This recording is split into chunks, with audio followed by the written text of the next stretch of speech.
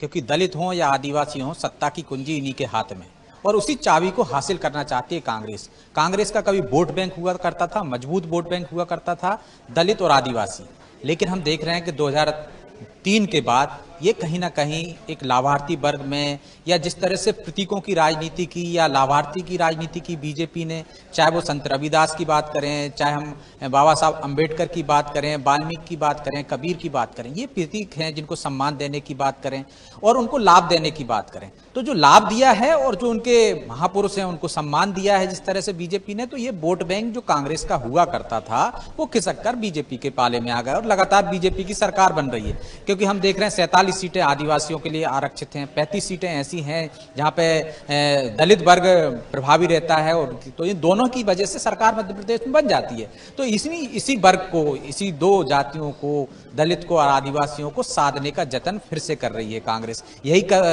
हमने देखा है कोशिश दिग्विजय सिंह ने 2002 में की थी, लेकिन 2003 में चुनाव थे और अब वो कह रहे हैं कि हमारा जो दलित एजेंडा था जो अब 2002 में लेकर आए थे, जिनमें दलितों को, आदिवासियों को पट्टे दिए जा रहे थे, जिन पर दबंगों से एक तरह से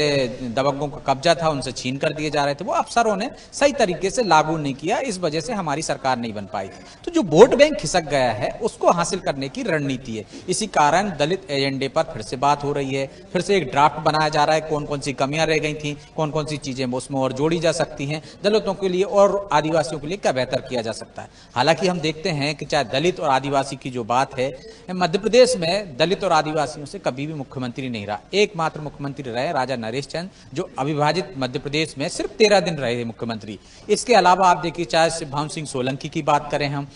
चाहे जमुना देवी की बात करें, दोनों ही मुख्यमंत्री बनने की कतार में खड़े थे। शिवभानु सिंह सोलंकी और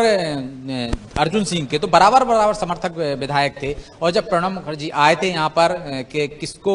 संदेश लेकर दिल्ली से किसको बनाया जाए, तो दोनों के विधायक समान थे। तब कमलनाथ से राय ली गई थी कि कमलनाथ के समर्थकों ने अर्जुन सिंह का समर्थन कर दिया था और शिवभानु सिंह सोलंकी सिर्फ उप मुख्यमंत्री बनकर रह गए थे। जमुना देवी भी कोशिश रही और एक कसक उनके लगातार रही, वो कहती भी रही सार्वजनिक रूप से कि मुख्यमंत्री बनना चाहती हैं, लेकिन आप देखिए उन्हें उप मुख्यमंत्री बनाया गया था दिग्विजय सिंह शासनकाल में। और जब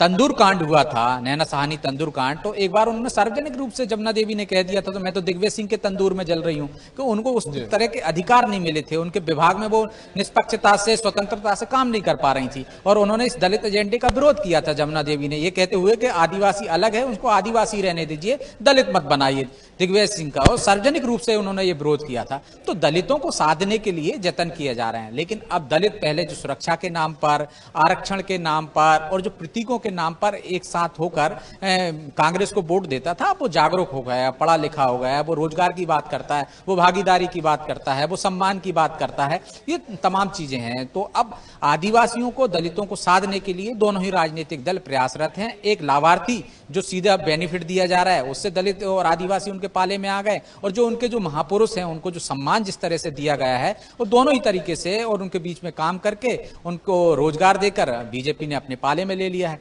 अब कांग्रेस को लगता है कि यदि सत्ता में वापसी करना है तो उसको दलितों को और आदिवासियों को साधना होगा। वो इस साधने की जतन में इस तरह से फिर दलित एजेंडे की बात हो रही है, ताकि ये